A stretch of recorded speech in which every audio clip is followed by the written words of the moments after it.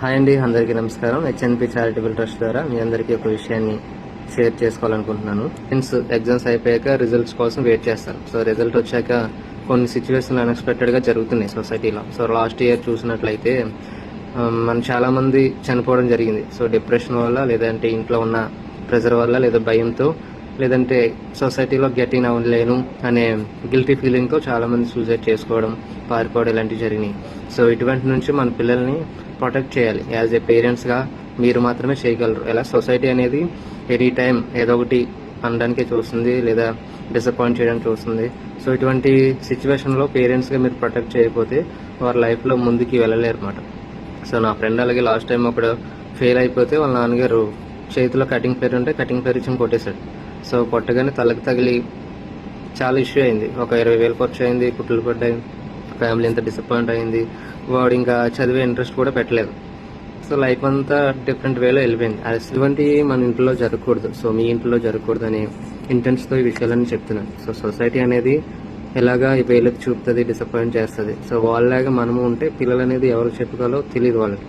వాళ్ళు ఇటువంటి విషయాల వల్ల డిప్రెషన్కి వెళ్ళిపోతారు, ఎవరితో షేర్ చేసుకోలేరు, ఏం చేయాలనే కన్ఫ్యూజన్లోనే ఇవన్నీ వస్తాయన్నమాట. సో అటువంటి సిచ్యువేషన్ మీ పిల్లలకి రాకుండా మీరు ముందుగానే ఎలక్ట్ అవ్వండి. ఇన్ కేస్ ఫెయిల్ అయితే మనం ఏం చేసేది ఏమీ లేదు. సో ఫెయిల్ అయిపోయిన తర్వాత వాళ్ళకి ఏం చేయాలో సొల్యూషన్ చూడండి. వాళ్ళ కూడా ఫెయిల్ అయిపోవడం అనేది, కొంతమంది చదవక ఫెయిల్ అయిపోతారు, కొంతమంది అయితే ఎగ్జామ్ బాగా రాసినా సరే ఆ కరెక్షన్స్లో కూడా కొన్నిసార్లు మిస్టేక్స్ అవుతుంటాయి. బై బ్యాడ్ లక్ కూడా మనం ఫెయిల్ అవుతుంటాం.